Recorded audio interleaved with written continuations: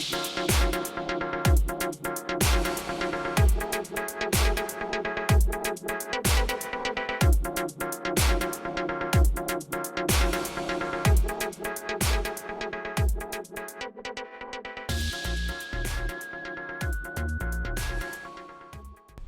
langjährige Epoche des Bruder-Konrad-Hauses in Obertraubling geht nun zu Ende.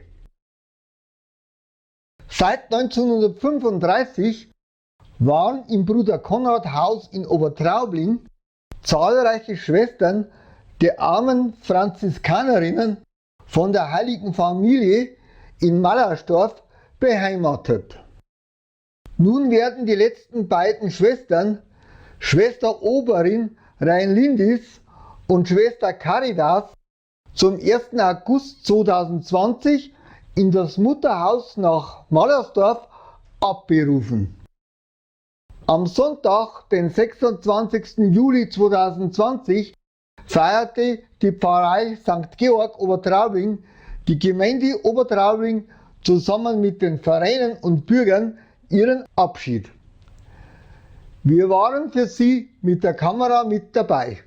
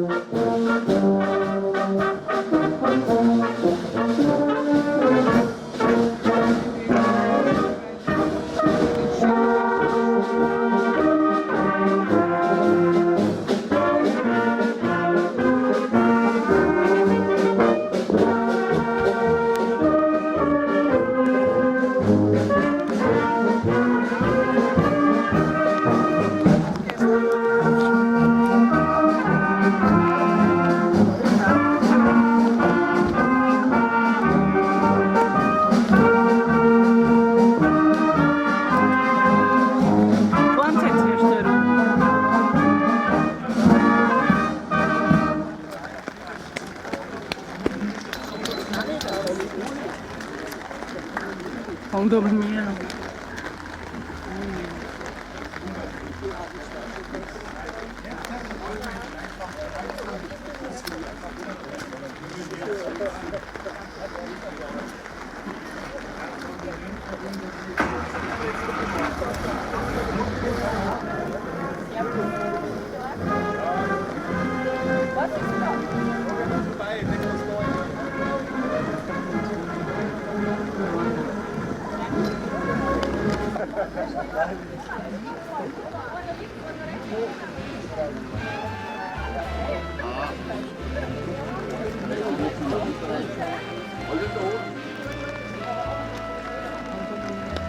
Weiter.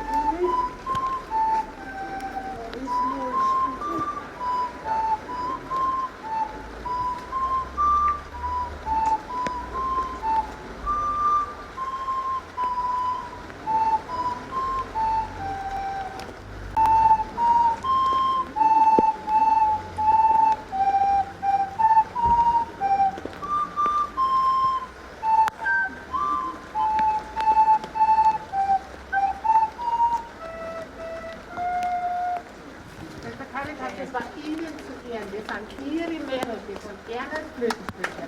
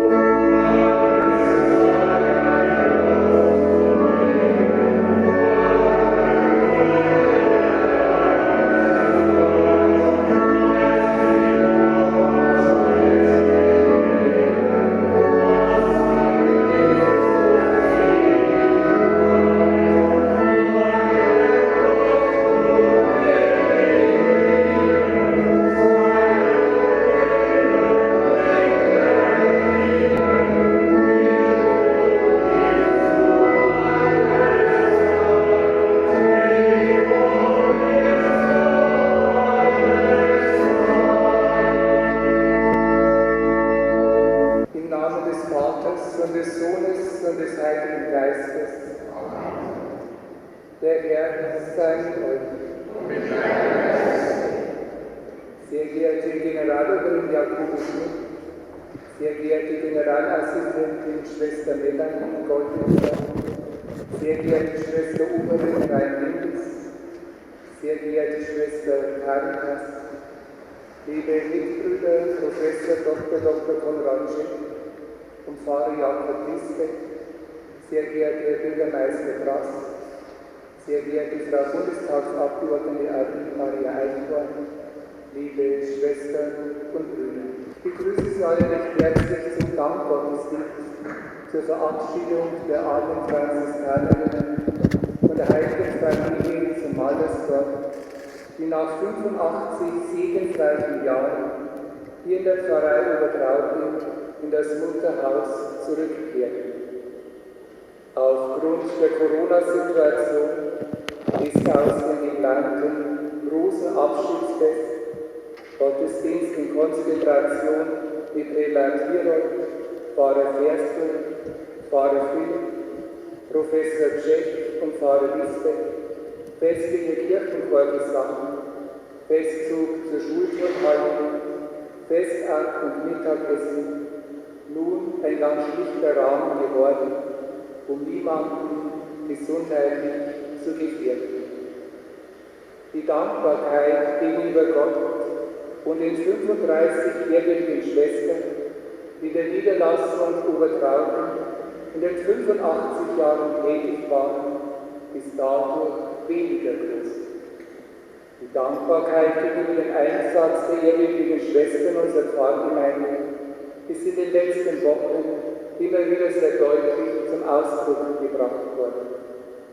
So bringen wir diese Stunde unsere Dankbarkeit vor allem vor Gott, der immer wieder Frauen in den Orden der armen Franziskanerinnen von der heiligen Familie zum Mallersdorf gerufen hat, die dann aufgebrochen sind, um die Liebe Christi den Menschen zu bringen.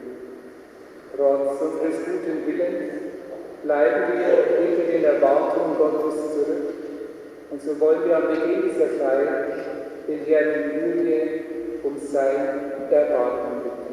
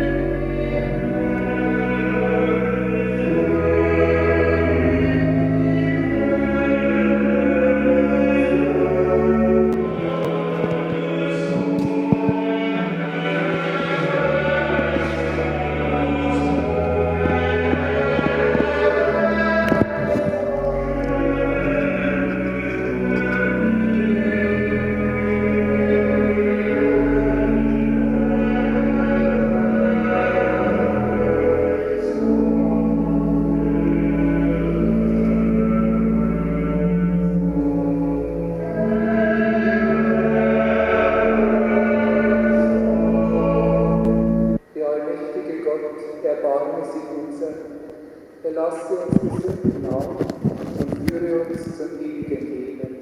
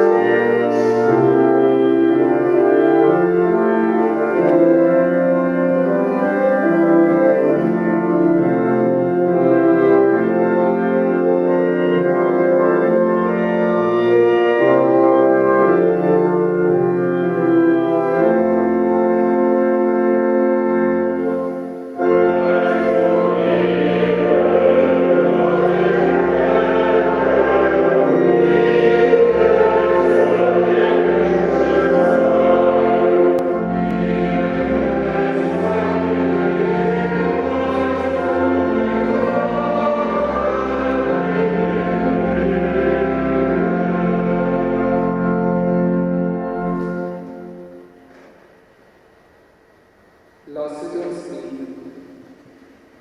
Die treue Gott, in dieser Feier sagen wir dir Dank für das segensreiche Wirken der armen Franziskanerin und der heiligen Familie zu Mallersdorf in den vergangenen 85 Jahren in unserer Pfarrgemeinde unermüdlich im Einsatz und Dienst an den Menschen war.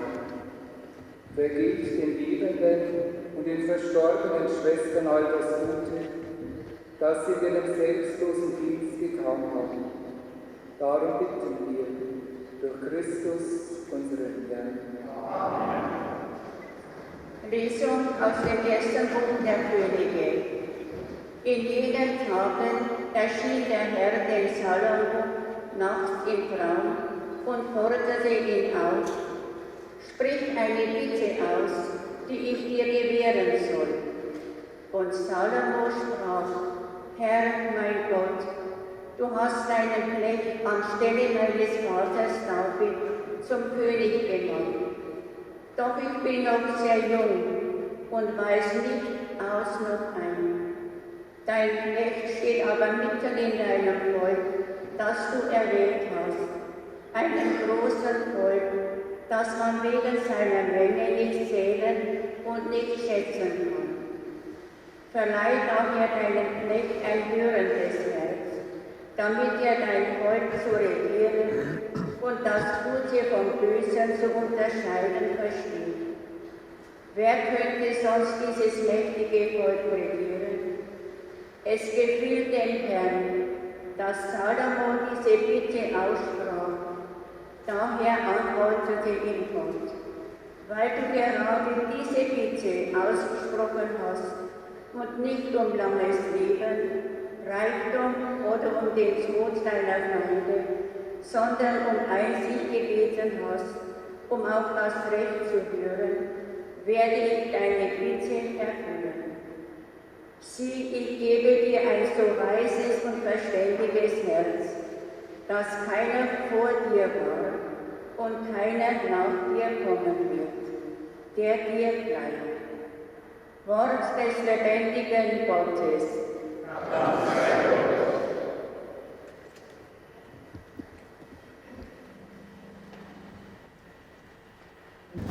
Lesung aus dem Brief des Apostels Paulus an die Gemeinde in Rom. Schwestern und Brüder, wir wissen, dass denen, die Gott lieben, alles zum Guten gereicht, denen, die gemäß seinem Ratschluss berufen sind. Denn diejenigen, die er im Voraus erkannt hat, hatte er auch im Voraus dazu bestimmt, an Wesen und Gestalt seines Sohnes teilzuhaben, damit dieser der Erstgeborene unter vielen Brüdern ist. Die er aber vorausbestimmt hat, die hat er auch berufen. Und die er berufen hat, die hat er auch gerecht gemacht. Die er aber gerecht gemacht hat, die hat er auch verherrlicht. Wort des lebendigen Gottes. In jener Zeit sprach Jesus zu den Jüngern: Mit dem Himmelreich ist es wie mit einem Schatz, der in einem Acker vergraben war. Ein Mann entdeckte ihn, grub ihn aber wieder ein. Und in seiner Freude verkaufte er alles, was er besaß, und kaufte den Acker. Auch ist es mit dem Himmelreich wie mit einem Kaufmann, der schöne Perlen suchte. Als er eine besonders wertvolle Perle fand, verkaufte er alles, was er besaß, und kaufte sie.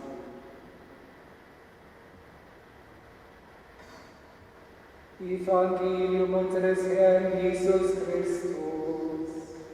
Lob sei dir, Christus.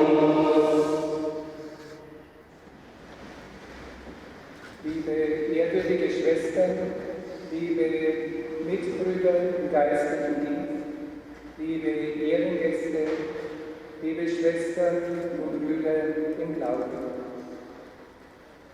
Nun ist der Tag gekommen, an dem wir von den armen Franziskanern, von der heiligen Familie zu Mallersdorf Abschied nehmen.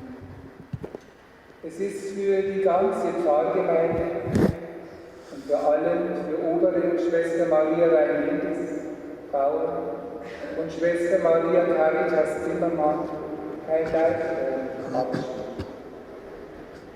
Schließlich gehören die Mallersdorfer Schwestern zum vertrauten Weg, sowohl in der kirchlichen als auch in der politischen Gemeinde Obertraubling. Der selbstlose Dienst an die Menschen hat im Laufe der 85 Jahre viele Obertraublinger sehr berührt.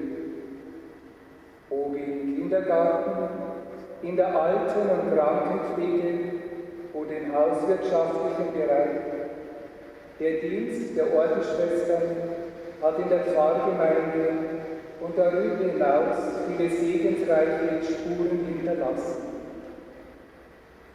Es ist die Art und Weise, wie die 35 Ordensfrauen ihren Arbeitstag gestaltet haben.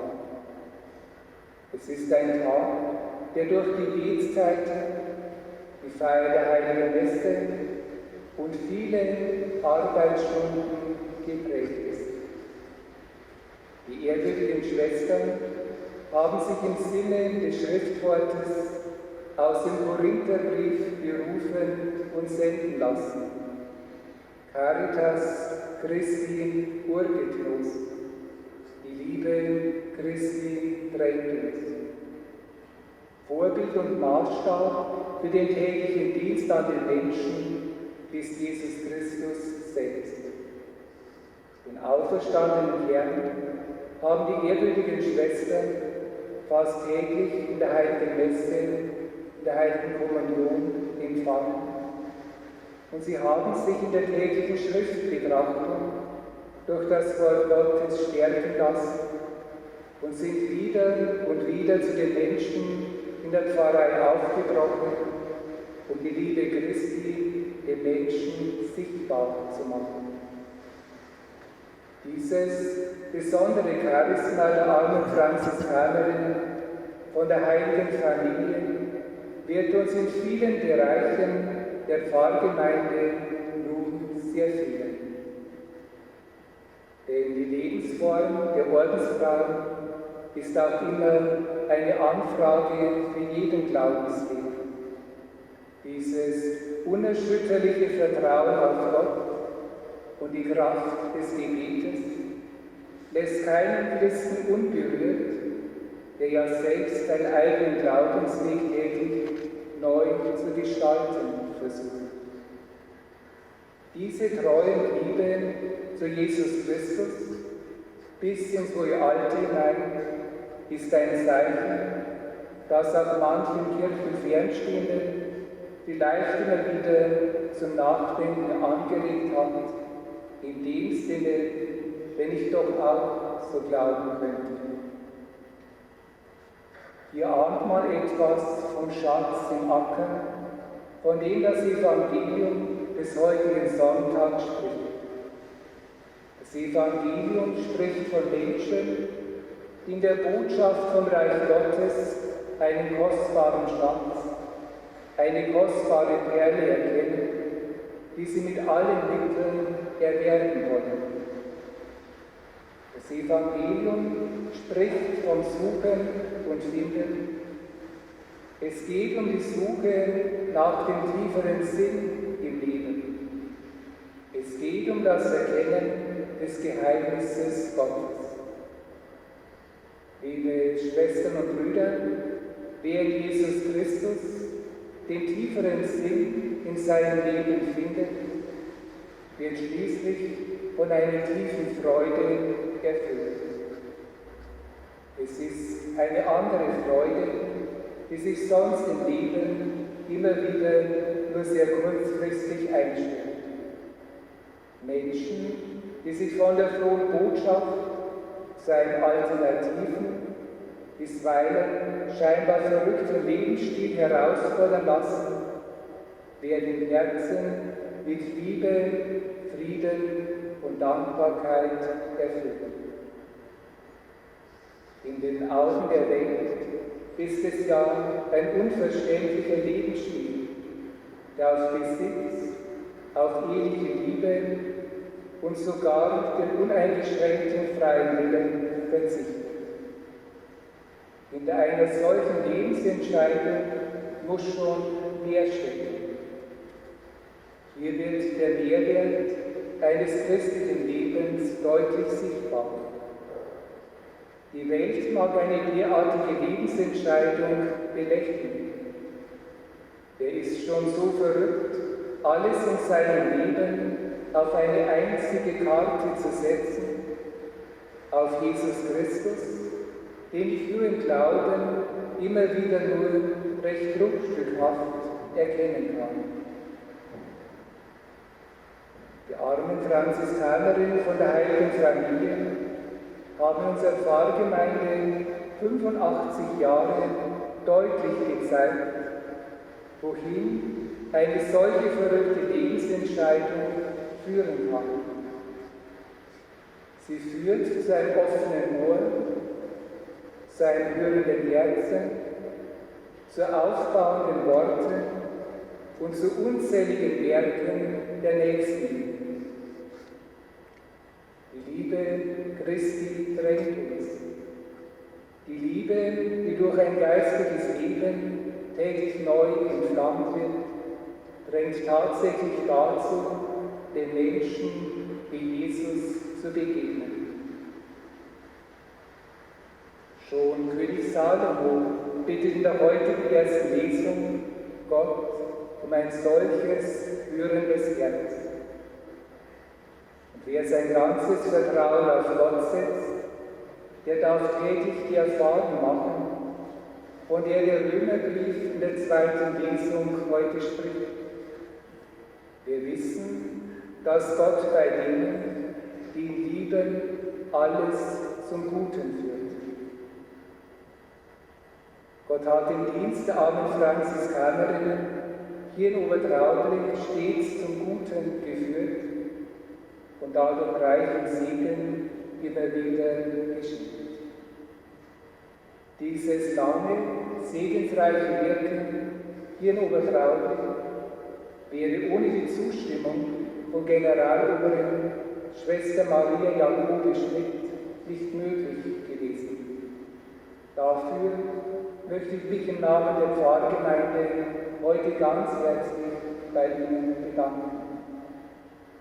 Ich danke Oberin Schwester Maria Reilings-Paul, Schwester Maria Caritas Zimmermann, im Namen der Pfarrgemeinde für den unermüdlichen Einsatz bis zum heutigen Tag.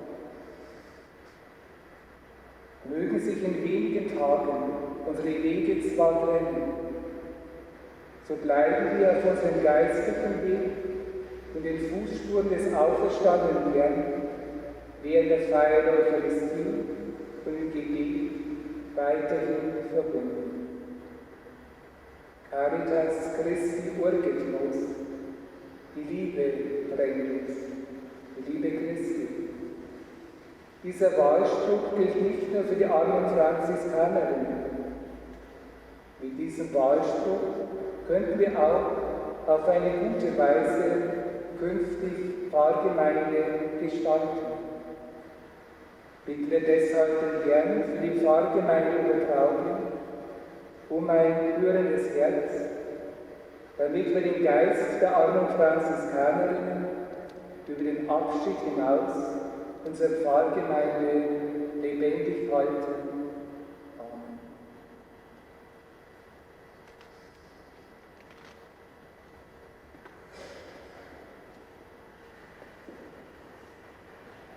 Glaube an Gott, den Vater, den Allmächtigen, den Schöpfer des Himmels und der Erde, und an Jesus Christus, seinen eingeborenen Sohn, unseren Herrn, empfangen durch den Heiligen Geist, geboren von der Jungfrau Maria, gelitten unter Pontius Pilatus, gekreuzigt, gestorben und begraben, hinabgestiegen in das Reich des Todes, am dritten Tage auferstanden von den Toten, aufgefahren in den Himmel, der sitzt zur Rechten Gottes des allmächtigen Vaters, von dort wird er kommen, zu richten die Lebenden und die Toten.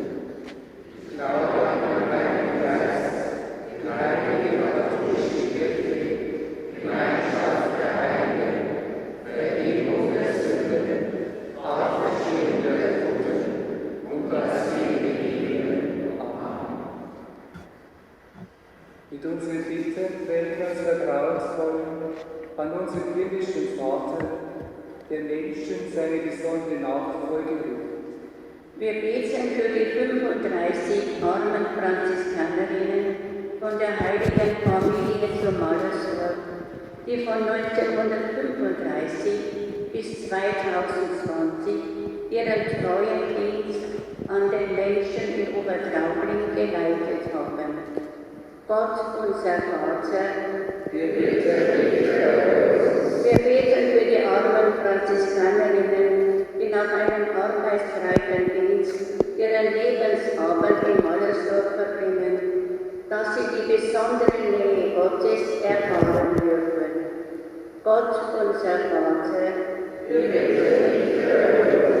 wir beten für die Frauen und Männer, die in der Kindererziehung, in Krankenhäusern, in Alten- und Pflegeheimen und in den Sozialstationen arbeiten, dass ihr Einsatz für andere Menschen geschätzt wird. Gott, unser Vater, wir beten für die jungen Menschen, die ihren Platz im Leben noch suchen, dass sie auch offen sind für eine geistige Berufung. Gott, unser Vater, wir beten für die verstorbenen armen Franziskanerinnen, die in Obertraubling gewirkt haben.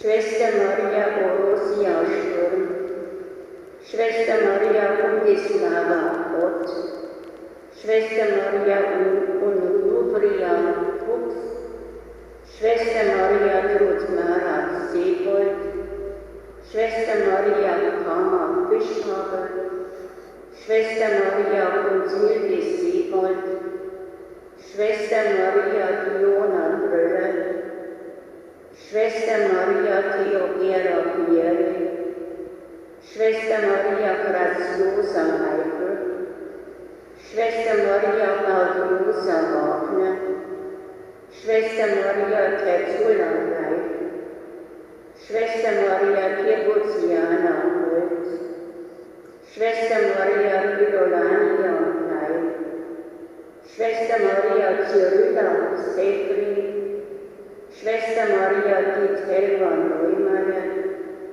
Schwester Maria Ortesia Brunner, Schwester Maria Benedicta Higel, Schwester Maria Vetter Schindelhammer, Schwester Maria Bertha Ruprecht, Schwester Maria Thomasa Kühn, Schwester Maria Livonia Mürkel, Schwester Maria Pinosa Stemmer, Schwester Maria Albina Reitingen und Schwester Maria Demetria Sendner. Schenke ihnen die ewige Freude in deinem Reich. Gott, unser Vater, bitte dich uns. Barmherziger Gott, du rufst Menschen deine besondere Nachfolge, damit sie den Menschen die frohe Botschaft bringen. Für dieses Zeichen deiner Liebe danken wir dir heute und in Ewigkeit. Amen. Der Herr sei mit euch. Der liebet die Herzen. Lasset uns danken dem Herrn, unserem Gott. In Wahrheit ist es würdig und ihr Herr, heiliger Vater, allmächtiger, ewiger Gott, immer und überall zu danken, durch unseren Herrn Jesus Christus. Denn ihr habt beim letzten Abendmahl das Gedächtnis des Kreuzesopfers gestiftet, zum Heil der Menschen bis ans Ende der Zeiten. Ihr habt sich dargebracht als Lamm ohne Makel, als Gabe, die dir gefällt, als Opfer des Guten. Dieses erhabene Geheimnis heiligt und stärkt deine Gläubigen, damit deine Glauben die Menschen der einen Erde erleuchten, die eine Liebe sie alle verbindet. So kommen wir zu deinem heiligen Tisch, empfangen von dir Gnade und Gnade und werden neu gestaltet nach dem Bild deines Sohnes. Durch ihn rühmen dich Himmel und Erde, Engel und Menschen, und singen wir aus seinem Munde das Lob deiner Herrlichkeit.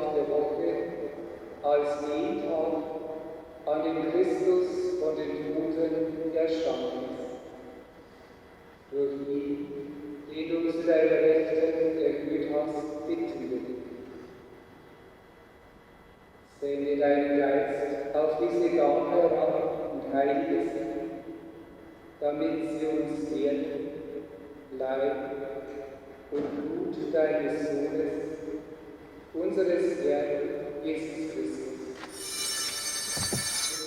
und sich aus freien Willen den Leid unterwarf, nahm er das Brot und sagte Dank, brach es, reichte es seinen Jüngern und sprach: Nehmet und esset alle davon.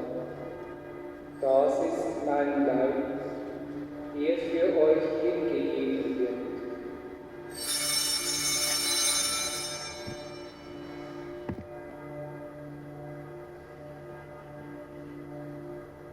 Ebenso nahm er nach dem Mahl den Kelch, dankte wieder, reichte ihn seinen Jüngern und sprach: Nehmet und trinket alle daraus. Das ist der Kelch des neuen und ewigen Bundes, mein Blut, das für euch und für alle vergossen wird zur Vergebung der Sünden. Tut dies zu meinem Gedächtnis.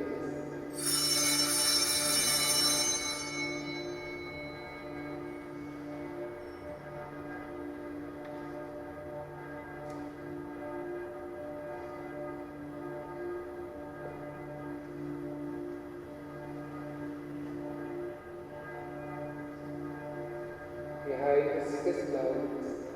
Deine Tod, Herr, verkünden wir, und deine Auferstehung preisen wir, bis du kommst in Herrlichkeit. Darum, gütiger Vater, feiern wir das Gedächtnis des Todes und der Auferstehung deines Sohnes und bringen dir so das Brot des Lebens und den Kelch des Heils dar. Wir danken dir, dass du uns berufen hast, vor dir zu stehen und dir zu dienen. Wir bitten dich, schenke uns Anteil an Christi Leib und Blut und lass uns eins werden durch den Heiligen Geist. Dir sei Preis und Dank und Ehre.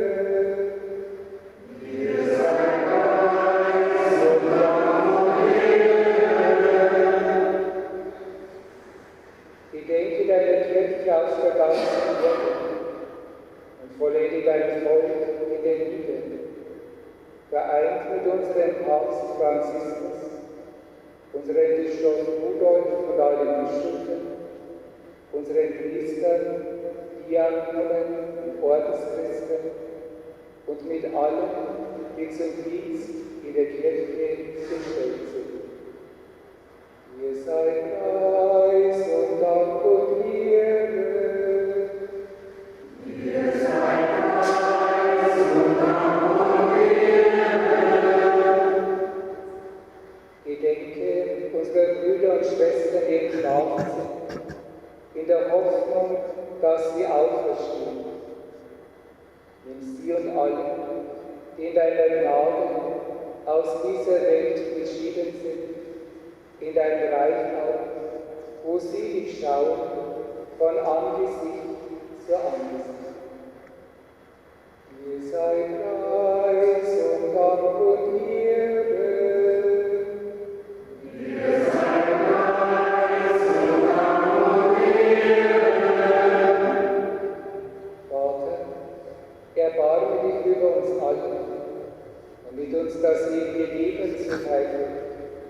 In der Gemeinschaft mit der seligen Jungfrau Gottesmutter Maria, mit dem heiligen Eidgenossen, mit deinen Aposteln, mit allen, die bei dir Gnade gefunden haben, von Anbeginn der Welt, dass wir dich loben und preisen durch deinen Sohn, Jesus Christus.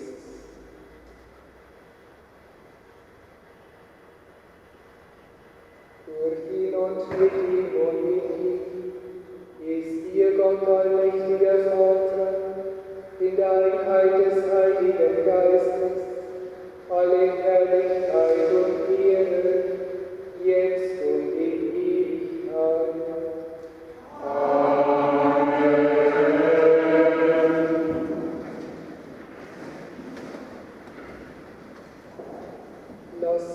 uns bieten, wie der Herr uns zubietet, gelehrt hat. Vater unser im Himmel, geheiligt werde dein Name, dein Reich komme, dein Wille geschehe, wie im Himmel, so auf Erden. Unser tägliches Brot gib uns heute und vergib uns unsere Schuld, wie auch wir vergeben unseren Schuldigern. Und führe uns nicht in Versuchung, sondern erlöse uns von dem Bösen. Erlöse uns, ja allmächtiger Vater, von allem Bösen und gib Frieden in unseren Tagen. Komm uns zu Hilfe mit deinem Erbarmen und bewahre uns vor Verwirrung und Sünde, damit wir voll Zuversicht das Kommen unseres Erlösers, Jesus Christus, erwarten. Denn dein ist das Reich und die Macht und die Herrlichkeit in Ewigkeit. Die Liebe Christi drängt uns, so lautet nicht nur der Wahlspruch der Malersdorfer Schwestern. Die Liebe Christi drängt uns, das ist eigentlich der Auftrag, der uns allen durch Taufe und Firmung zukommen wird. Immer wieder finden wir diesen Auftrag wie als eine Last oder als eine Bürde. Deshalb bitten wir, Jesus Christus, schau nicht auf unsere Sünden, sondern auf den Glauben deiner Kirche und schenk ihr nach deinem Willen Einheit und Frieden. Der Friede des Herrn sei alle Zeit mit euch.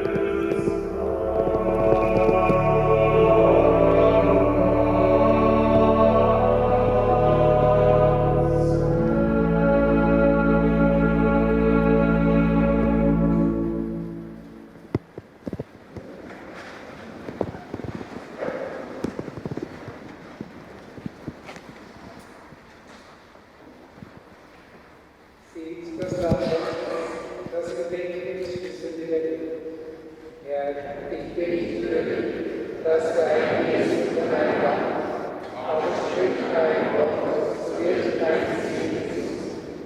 So spricht der Herr, gewissen Brot bin ich alle Tage bei euch, bis an das ewige Leben.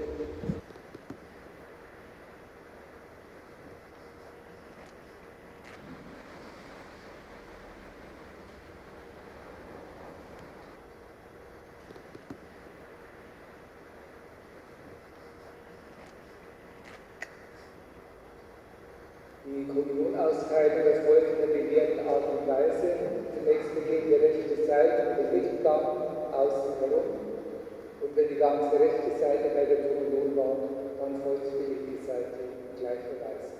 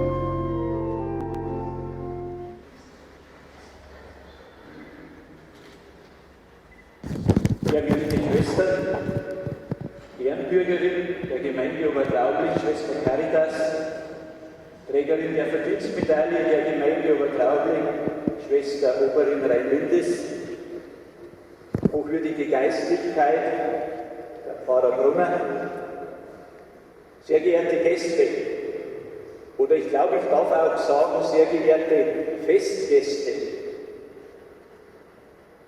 Ja, es sollte ein großes Fest zu Ehren unserer beiden Schwestern, ein Festakt werden. Ein großer Empfang, wo sich die ganze Gemeinde gebührend und dankend von Ihnen beiden hätte verabschieden können. Jetzt sind wir heute in einem kleinen Kreis versammelt, der aber vielleicht zu der Bescheidenheit unserer Schwestern ganz gut passt. Denn egal, ob wir gratuliert haben oder ob wir die Schwestern gelobt haben oder uns bei ihnen bedankt haben, wir haben immer gehört, wir haben doch nichts Besonderes gemacht, wir haben doch nur unsere Pflicht getan. Ja, jetzt soll man aber Feste trotzdem feiern, wie sie fallen. Aber ganz ehrlich, zum Feiern ist mir oder uns irgendwie gar nicht zumute. Und trotzdem soll es ja eine Abschiedsfeier sein. Ein Abschiedsfest. Es war ja auch ein Festgottesdienst, ein feierlicher Gottesdienst. Die Gemeinde hat sich zu Ehren unserer Schwestern herausgeputzt und einen langen Ehrenspalier gebildet. So schauen wir einfach zurück mit Dank und Anerkennung, wie viel uns die Malersdorfer Schwestern in unserer Gemeinde gegeben haben. 85 Jahre Malersdorfer Schwestern in Obertraubling. Diese Ära geht jetzt zu Ende. Bei mir ist es ungefähr 50 Jahre her, wo ich ersten Kontakt mit den Schwestern hatte. Ja, ich glaube, ich darf denen schon sagen, der erste Kontakt war nicht direkt nach meinem Geschmack, als ich den ersten Kindergartentag bei Schwester Gundislava angetreten bin. Aber ich habe die Kindergartenzeit in sehr, sehr guter Erinnerung. Und diese Zeit hat mir bestimmt nicht geschadet, im Gegenteil, diese Zeit hat mir sehr viel gegeben. Und so ist es vielen hundert, ja tausend Kindern auch gegangen. Sie alle haben von ihrer Fürsorge profitiert. Und Unsere Schwester Caritas habe ich leider verpasst im Kindergarten. Sie übernahm 1973 den Kindergarten im Klosterbau und danach eben den Kindergarten St. Konrad. Bis 1999 hat sich Schwester Caritas und unsere Kinder angenommen und ihnen unter anderem auch eine christliche Weltanschauung mit auf den Weg gegeben. Und ihre musikalische Früherziehung ist uns allen in bester Erinnerung. Egal ob mit Flöte oder Gitarre, viele Kinder haben ihr erstes musikalisches Rüstzeug von ihnen erhalten. Aber auch alle anderen Bürgerinnen und Bürger konnten sich immer auf unsere Schwestern verlassen, besonders auch die Älteren. Die Krankenkommunion im Lebenszentrum sei hier erwähnt, aber auch das gemeinsame Beten. Und auch Schwester Oberin Rhein-Lindis war als Leiterin ab 1997 in unserer Caritas-Sozialstation ein Glücksfall.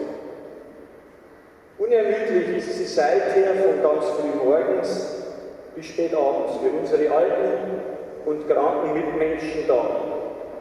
In 6 Gemeinden, 7 Tage die Woche.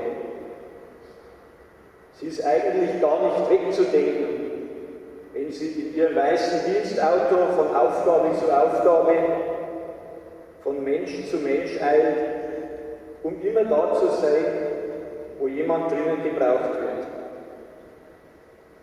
Schwester Oberin Rhein-Lindis wirkt auch im Pfarrgemeinderat aktiv mit, ist Lektorin, Kommunionhelferin, also auch immer und überall unermüdlich für uns alle im Einsatz. Wir werden bestimmt auch in den weiteren Dankesreden beeindruckende Zahlen und Fakten zum Wirken unserer beiden Schwestern hören. Darum habe ich mich auch sehr gefreut, als ich 2018 die Ehrenbürgerschaft der Gemeinde Obertraubling an Schwester Caritas und die Verdienstmedaille der Gemeinde Obertraubling an Schwester Oberin Rhein-Lindis überreichen durfte. Unsere Ortsgeschichte wurde durch das jahrzehntelange Wirken der Mallersdorfer Schwestern, zuletzt durch sie beide, mitgeprägt. Ich bin mir ganz sicher, dass es für viele von uns eine große Umstellung wird, wenn sie beide nicht mehr hier sind. Sie werden uns fehlen. Im Gottesdienst, im Lebenszentrum, aber eben auch im ganzen gemeindlichen Leben. Sie folgten immer unseren Einladungen, waren immer gerne unter uns und beteiligten sich immer nicht nur in der Pfarrei, sondern eben auch im gemeindlichen Miteinander. Für dieses segensreiche Wirken und für unsere Heimatgemeinde möchte ich persönlich ganz herzlich vergelt's Gott sagen und spreche diesen Dank auch ausdrücklich im Namen des Gemeinderats und der Obertraublinger Bürgerschaft aus. Wir alle werden erst nach und nach merken, was uns alles verloren gegangen ist, wenn sie beide nicht mehr hier sind. Aber Sie können versichert sein, dass wir sie jederzeit mit Freude in Obertraubling begrüßen, wenn sich die Gelegenheit eines Besuchs bietet. Mögen Sie im Mutterhaus gut aufgenommen und versorgt sein. Wir wünschen Ihnen dort einen umsorgten und erfüllten Lebensabend im Kreise Ihrer Mitschwestern. Und als Erinnerung an die Gemeinde Obertraubling würde ich Ihnen gern ein Erinnerungsgeschenk überreichen. Das haben unsere Damen der Kindergrippe mit den Kindern im Regenbogen gebastelt. Vielen Dank an dieser Stelle, Frau Reichel. Es soll eine Erinnerung sein, dass wir immer gerne zurückdenken an die Gemeinde Obertraubling und alles, was damit verbunden ist. Und natürlich darf auch das Mallersdorfer Kloster nicht fehlen. Auf Wiedersehen, Ehrenbürgerin der Gemeinde Obertraubling, Schwester Caritas, und auf Wiedersehen, Trägerin der Verdienstmedaille der Gemeinde Obertraubling, Schwester Oberin Rhein-Lindis. alles Gute.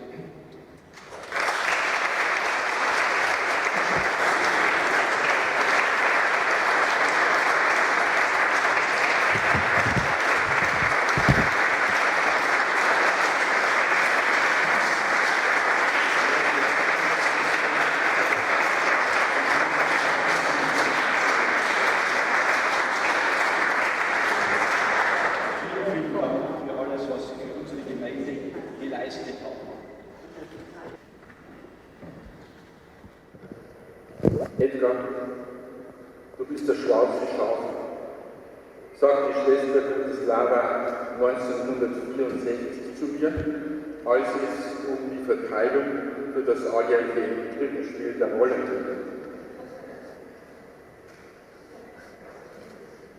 Ich muss in dieser nahezu textlosen Rolle dermaßen probiert haben, muss ich nur einen Ton von mir geben, dass ich nicht nur 1964, sondern auch 1965, man glaubt es kaum, auch 1966 das schwarze Schaf beim Krippenspiel sein durfte.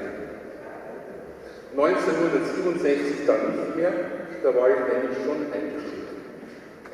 Ich war nie der heilige Josef, nie ein Hirte oder gar ein Engel, immer nur das schwarze Schaf. Das ist ja bekanntlich in jeder Kirche. Aber, liebe Schwester Reinwildes, Schwester Kaidas, Sie müssen mich jetzt nicht traurig anschauen. Meine Krippenspielkarriere war jetzt nicht großartig, aber ich leide auch nicht darunter, im Gegenteil. Die schwarzen Schafe sind nämlich etwas ganz Besonderes. Die stechen doch heraus, die fallen auf, die heben sich ab von der Masse. Die schwarzen Schafe sind nicht konform. Auch sie heben sich ab. Sie stechen ja schon rein optisch heraus durch das Tragen ihres schwarzen Ordenskleides. Vielmehr aber stechen sie heraus durch das bewusste Leben nach den evangelischen Rechten. Dadurch unterscheiden sie sich von uns, von der Herde der Weltchristen. Es ist diese Lebensform, diese besondere Art, im Dienst Christi zu leben und zu wirken, eine Lebensform, die sie frei macht, für andere da zu sein, Zeit zu haben für die Mitmenschen. Die Liebe Christi drängt sie bis heute, sich für die Kleinen, für die Schwachen und für die am Rand stehenden Herdenmitglieder einzusetzen. Gott allein weiß, wie sehr sie und ihre Vorgängerinnen die Herzen der Kranken und der Armen in Obertraubling durch ihren selbstlosen Dienst erhält und wie viel Mut zum Leben sie ihnen geschenkt haben. Gott allein weiß, wie vielen Buben und Mädchen sie die Liebe des göttlichen Kinderfreundes erfahrbar gemacht haben, wie viele Kinder durch ihre pädagogische Arbeit eine religiöse musikalische Grundunterweisung erhalten haben.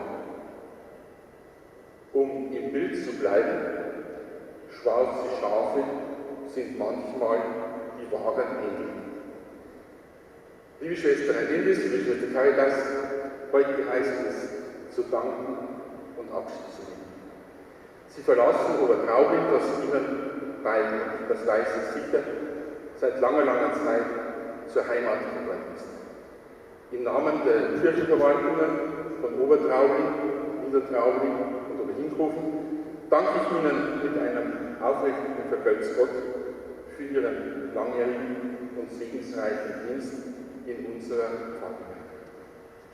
Unser Dank gilt auch dem Mutterhaus, vertreten heute durch Generaloberin Jakobi und Generalassistentin Melanie. Wir wissen, dass es eine Gnade war, Schwester Reinwildes und Schwester Caritas so lange bei uns haben zu dürfen. Es ist beileibe keine Selbstverständlichkeit. Und wir danken heute, in der Fürbitte haben Sie ja gehört, den verstorbenen 24 Schwestern für all das, was sie in ihnen der Liebe den Obertraublingern Gutes getan haben. Liebe Schwester Reinwildes, liebe Schwester Caritas, ohne sie wird Obertraubling ein Stück entfernt. Ihr karitatives Engagement aber besteht fort. Das mag für Sie in der Stunde des Abschieds ein gewisser Trost sein. Die Sozialstation und der Kindergarten werden uns stets an Sie erinnern. Sie haben Glaube, Hoffnung und Liebe gesät und die von Ihnen ausgebrachte Saat ist aufgegangen. So wünsche ich Ihnen persönlich, als auch im Namen der Kirchenverwaltungen, dass der gute Gott Sie täglich mit seinem Segen begleitet, dass er Ihnen zur Seite steht und dass er Sie in eine gute Zukunft führt. Als äußeres Zeichen unseres Dankes und als Erinnerung an Obertraubling darf ich Ihnen jetzt, nein, kein schwarzes Schaf, sondern die Georgsmedaille überreichen.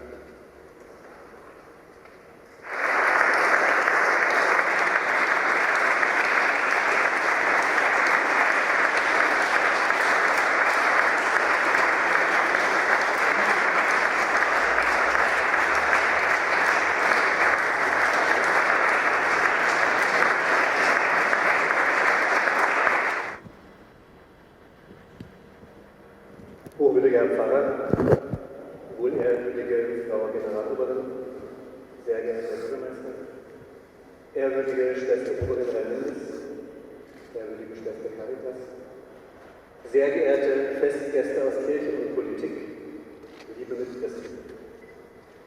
Natürlich hätten wir uns alle diesen Tag mit blauem Himmel und Sonnenschein vorgestellt. Aber sind denn ein paar Tränen des Himmels so unpassend? Abschiedsworte müssen kurz sein, wie Liebeserklärungen. Diese klugen Worte stammen vom deutschen Schriftsteller, Journalisten, Erzähler und Theaterkritiker Theodor Fontane. Abschiedsworte müssen kurz sein, wie Liebeserklärungen. Aber wie können Abschiedsworte kurz sein, wenn man anlässlich ihrer auf eine lange gemeinsame Zeit zurückblickt? Eine lange gemeinsame Zeit der Gemeinde Obertraubling und der Ordensgemeinschaft der armen Franziskanerinnen von der Heiligen Familie zu Mallersdorf. Es war der 25. Januar 1935.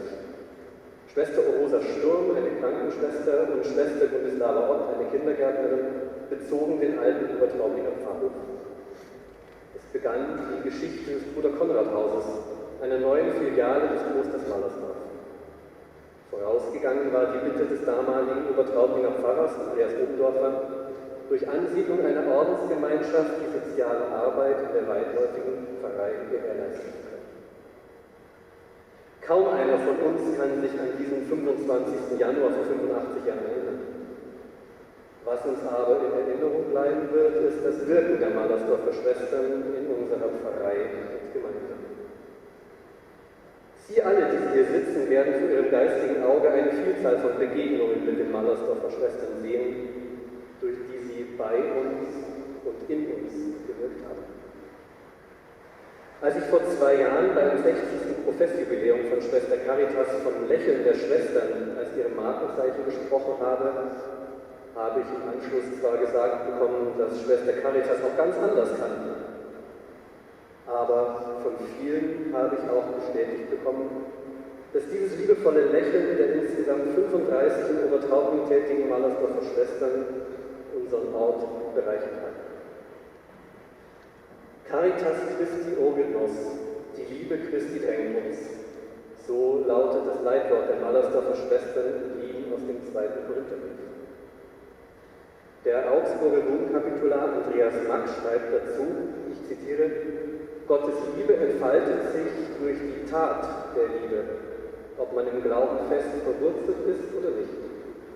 Caritas ist dort, wo durch die Tat die Liebe Gottes zu den Menschen erfahrbar wird.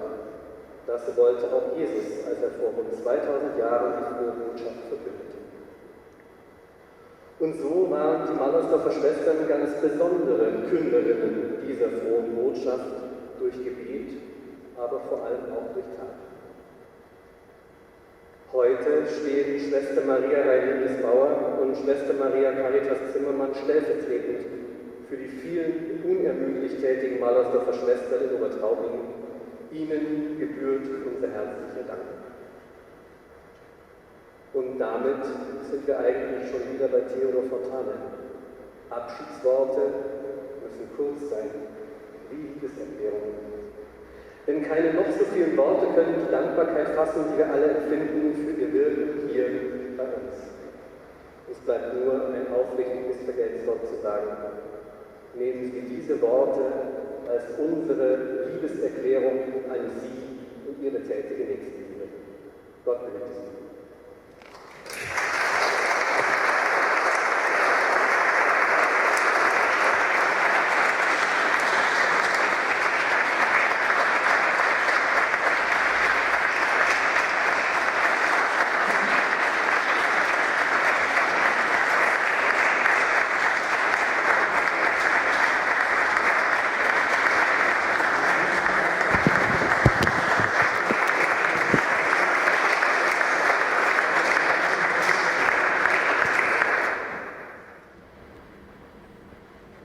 Hochwürdige Geistigkeit, hochwürdige Generaloberin, werte Festgäste, aber natürlich liebe Schwester Caritas und liebe Schwester Oberin Rhein-Limbes.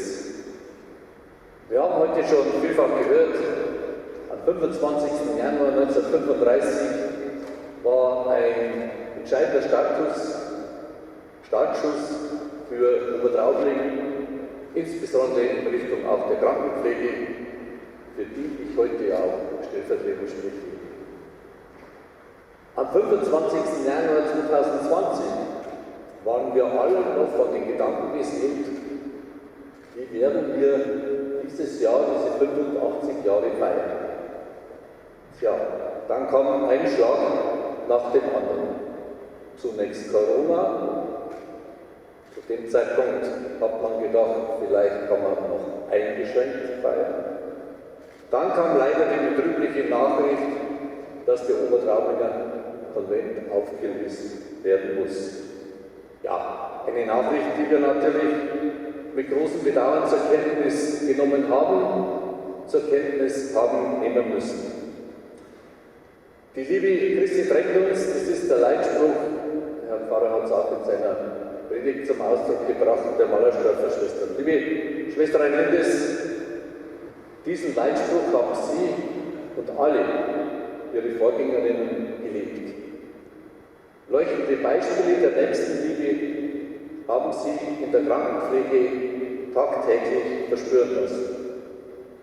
Sie, liebe Schwester Oberin Rhein-Lindes, haben 1997 als Oberin die Pflegedienstleitung von Schwester Pinoza für die ambulante Krankenpflege Bruder Konrad übernommen und 18 Jahre vorbildlich geleitet. Sie haben die Krankenpflegestation mit Umsicht geführt und waren Ihren Mitarbeiterinnen immer ein leuchtendes Vorbild bei der Pflege und Fürsorge zum Wohle der Patienten.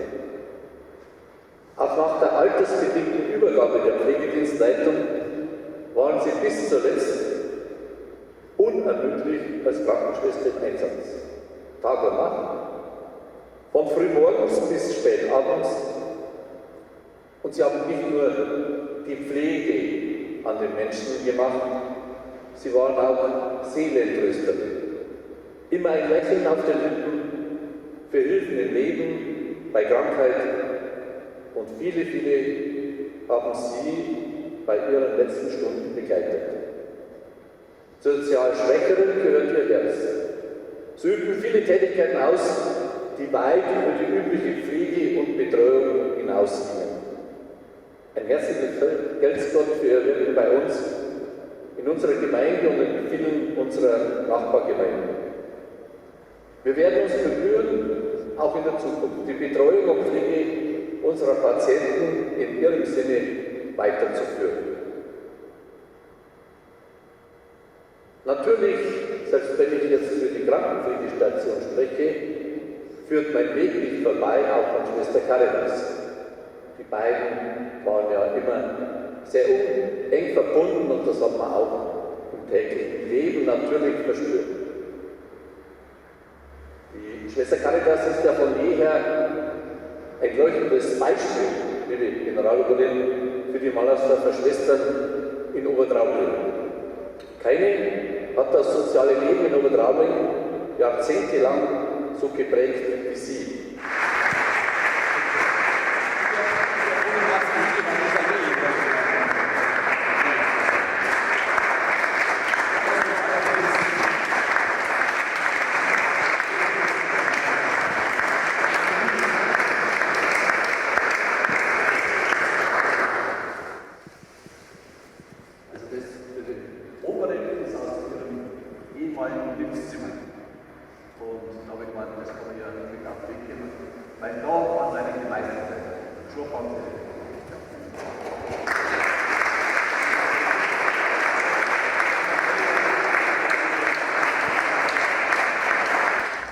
Liebe Schwester Alice, liebe Schwester Caritas, liebe Generalgruppe, Professor, der Mitbruder,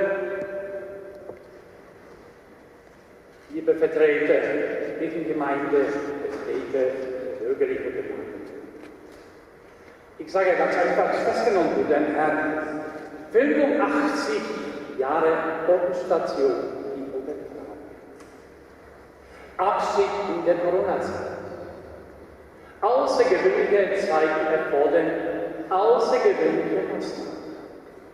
Wie wir es seit vielen Wochen Land auf, Land ab, ja weltweit schmerzhaft erleben müssen. Wenn auch sämtliche Zusammenkünfte, Veranstaltungen und Angebote ausfallen müssen, geht es weiter. Wir bedauern jedoch sehr, dass die Möglichkeiten der feierlichen Begegnung beruht, die lahmgelegt wurden und wir trotz der Lockerungen weiterhin vorsichtig sein müssen und auf Distanz als Menschen gehen müssen.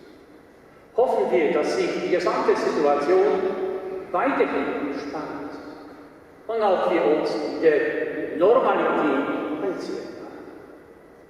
Ich muss Ihnen, liebe Ordensschwestern, ganz offen sagen, dass es mir nicht leicht fällt.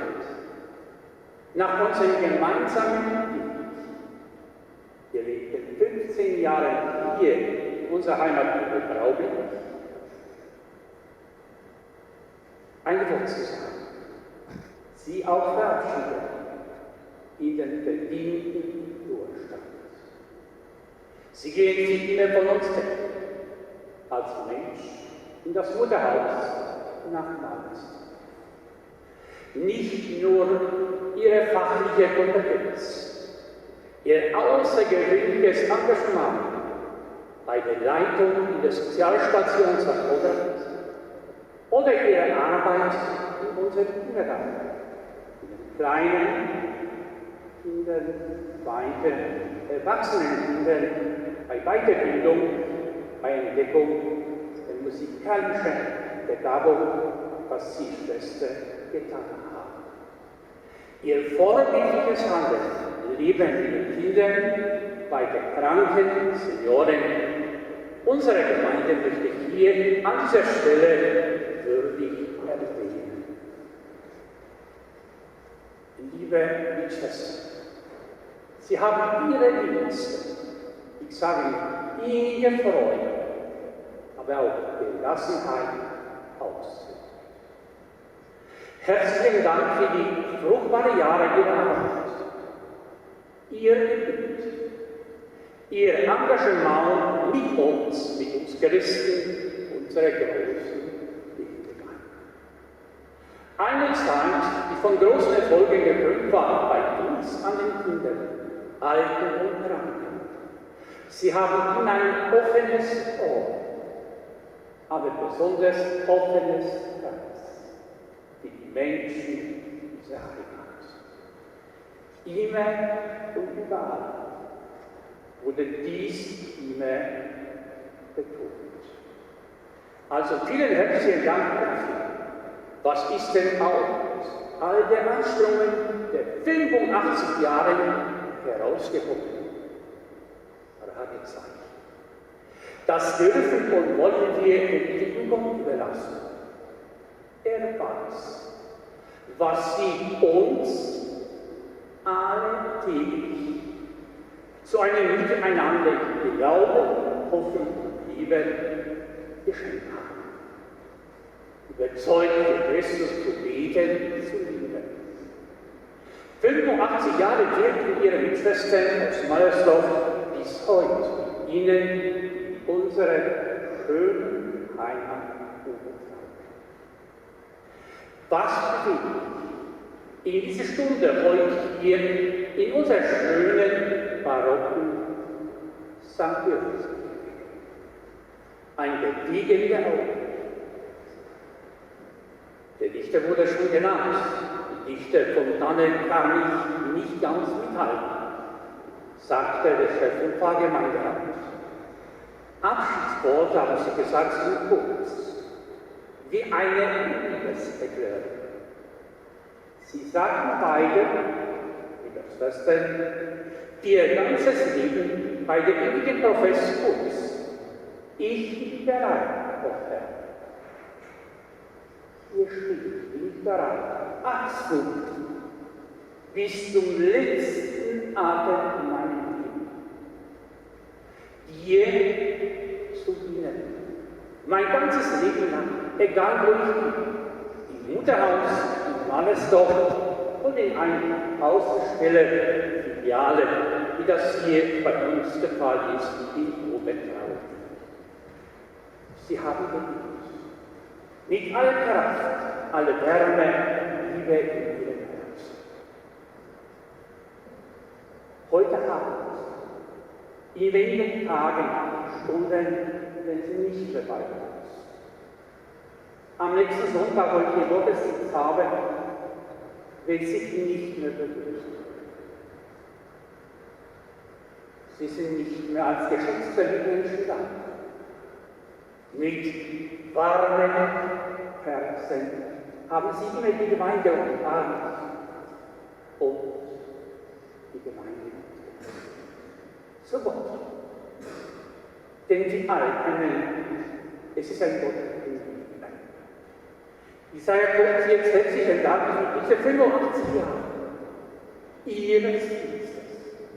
Ihnen wünsche ich nur eine gute, vor allem gesunde Sommerzeit. Bleiben Sie geliebt. Bleiben Sie in unserem Herzen verbunden. Und gehen Sie vor Gott behütet zuversichtlich unseren Weg weiter. Wir wünschen Ihnen, wir, Frau Elisabeth Lara und ich, Gottes Geleit, Gesundheit und weiterhin Schaffenskraft für vielfältige neue Aufgaben im Weinberg des Herrn in jedem Haus. Unsere Kirchengemeinde weist ihr Engagement für unsere Bürger in Trauben, ihre Präsenz in den Familien sehr zu schätzen.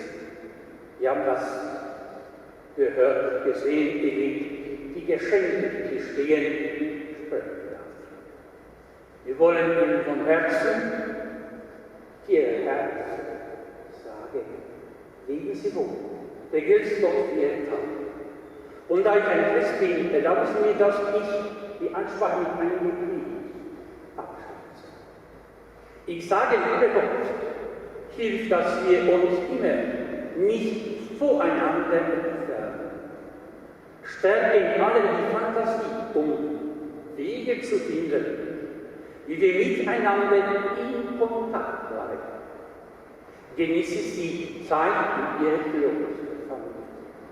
Denn nach unseren Möglichkeiten angeschränkt, um uns in der Begegnung als betende Gemeinschaft zu erfahren, so stärke uns die Gewissheit, dass wir im Gebet durch dich miteinander verbunden bleiben. Jetzt sind bei Abschied, morgen bleiben. Ihnen, liebe Obstschwester Iris und Caritas, von uns allen hier Versammelten, alles Gute zeigen. Das kleine Geschenk möchte ich Ihnen überreichen und hierzu anzeigt Gottes Segen. Und das sage ich von ganzem Herzen für Ihnen. Liebe Herr Nietzsche, als Auferstanden bist deinen Jüngern erschienen und hast ihnen versprochen, ich bin mit euch alle Tage bis zum Ende der Welt. Auf dieses Wort vertrauen wir auch in dieser Zeit und preisen dich heute, ich sage bis zur Ewigkeit. Also Dankeschön für die Aufmerksamkeit. Amen, verdanken für die schönen Worte, Geschenke und Gebete. Ihnen allen, hier versammelt sind. Die kleinen Geschenke, die ich mitgebracht habe, darf ich jetzt Ihnen überreichen. Und wir grazieren sagen, auf Latein, auf und Pass. Franziskus. Der barmherzigsten Schwester auf.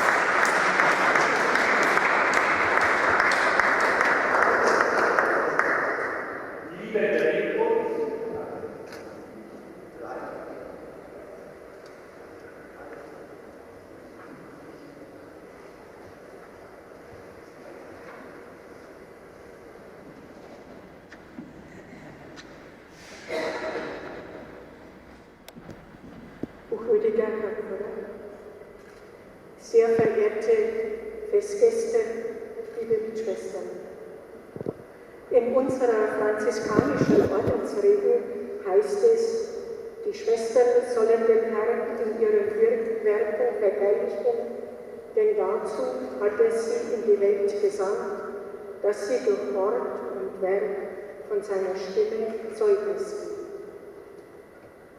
In den 85 Jahren haben die Schwestern in Obertraubling in diesem Sinne, in der Krankenpflege, im Kindergarten, kurzzeitig im Handarbeitsunterricht, im Altenheim sowie in den vielen alltäglichen Herausforderungen und Begegnungen ihres Einsatzes zu wirken versucht.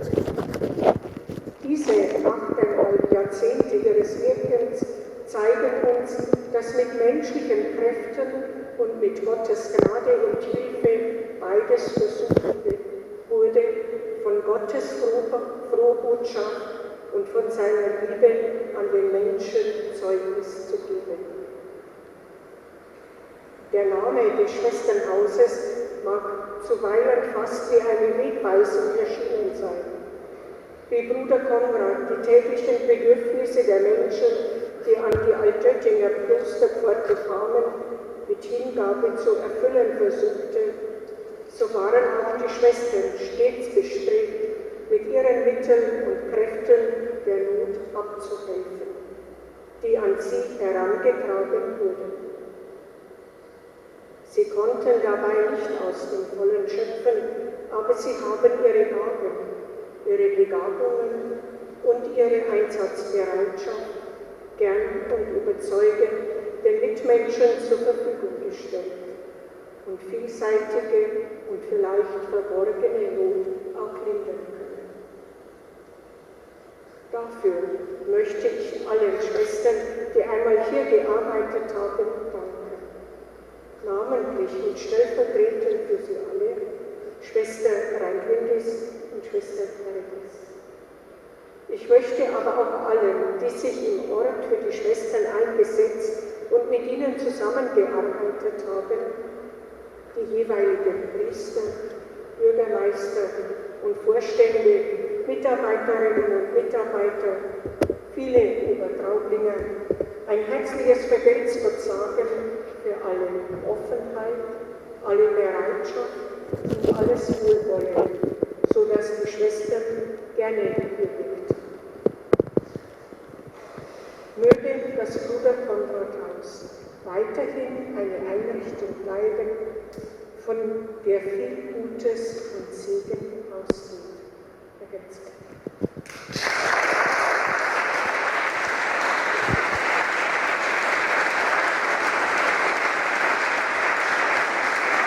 Sehr verehrte Gäste, heute heißt es Abschied nehmen. Abschied von einem vertrauten Ort. Ja, Obertraubling ist mir zur zweiten Heimat geworden. 47 Jahre habe ich hier verbracht. Ich muss gestehen, ich habe mich in Obertraubling immer wohl gefühlt. Dazu haben auch viele Gäste beigetragen, dass sie mir von Anfang an vollstes Vertrauen entgegengebracht haben. In dieser Stunde des Abschieds möchte ich es nicht versäumen,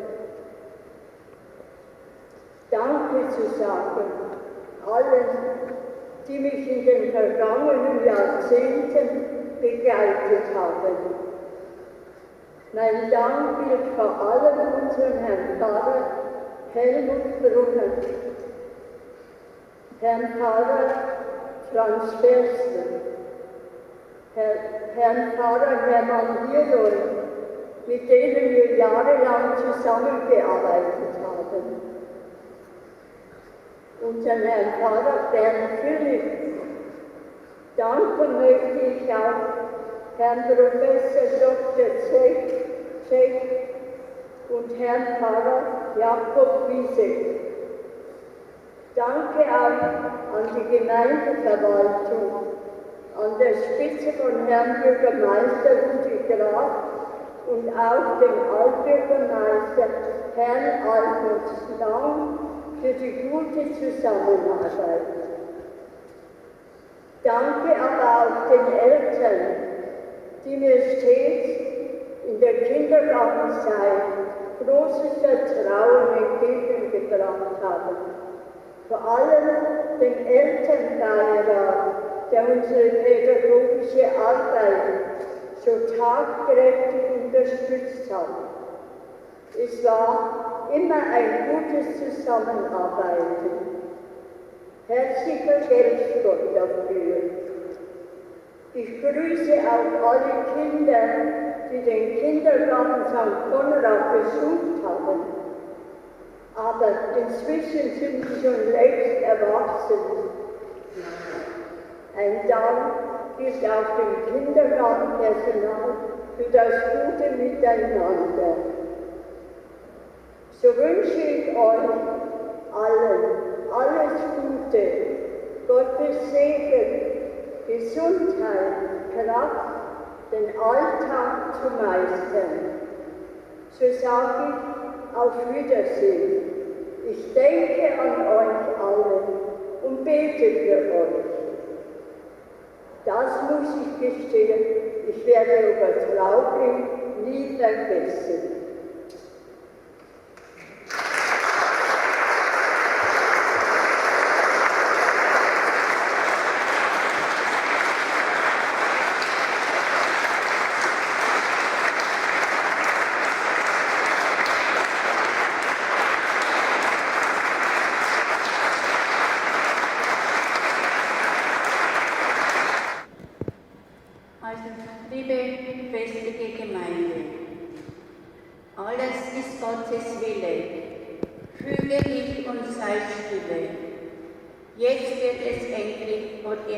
Jetzt wird es wirklich ernst.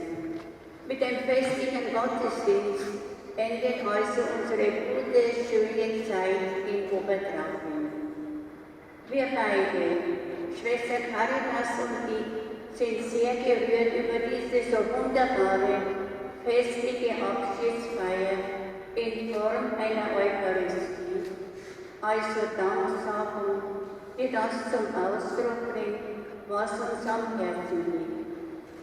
Danksagung, danke, vergelt's Gott unserem Herrn Pfarrer Helmut Brunner für die Feier der Heiligen Messe und die wohlwollenden Worte für die große Wertschätzung, die ich in den 23 Jahren in Obertraubling erfahren durfte. Eine besondere Freude ist für uns, dass unsere Generaloberin Schwester Maria Jacobi und Generalassistentin Schwester Melanie zu uns nach Obertraubling gekommen sind.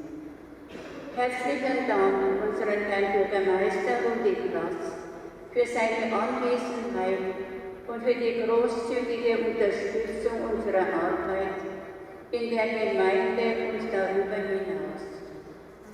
Danke unseren Kirchenpfleger Herrn Rothammer und Herrn Dr. Moder für die innigen Dankesworte und ein aufrichtiges Vergeltungswort dafür.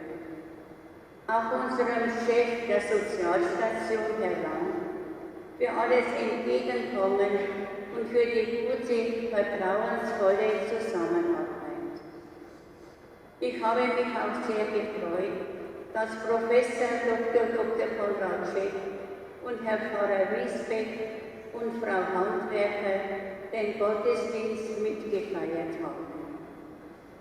Wir haben uns daheim gefühlt, sowohl in der kirchlichen als auch in der politischen Gemeinde.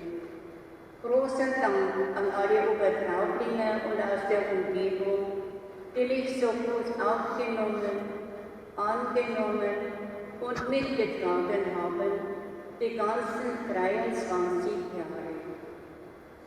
Alle meine lieben Obertraublinger, höher als wir müssen zusammen. Also höher geht's nicht mehr. Also alle meine Obertraublinger, dass Sie mich so eine großartige Überraschung bereitet haben, das macht uns fast sprachlos. Also die Königin von England haben sie uns eben, ja, was das Auto, Cabrio, oder Herr Rothammer, Adenauer Cabrio oder gesagt, durch die Straßen kutschiert haben. Also höher geht nicht mehr. Ja, und sämtliche Vereine haben uns die Ehre, uns so feierlich zu verabschieden. So ein Aufwand für 2 so arme Franziskanerinnen. Wir sind wirklich von so viel Aufmerksamkeit zutiefst gerührt und können wiederum vielmals nur Vergeltungswort sagen. Also liebe Damen und Herren in der Kirche, in der Pfarrei und in der Gemeinde, in großer Dankbarkeit und lieber Erinnerung verabschiede ich mich als Ordensschwester und Krankenschwester von jedem Einzelnen, denen ich begegnen durfte, in Gesundheit und Krankheit. Ich wünsche Ihnen von Herzen Gottes Segen und wir bleiben im Gebet mit allen verbunden. Gott befohlen, auf Wiedersehen. Na, in Bayern sagt man, für Gott und bleibt alle gesund.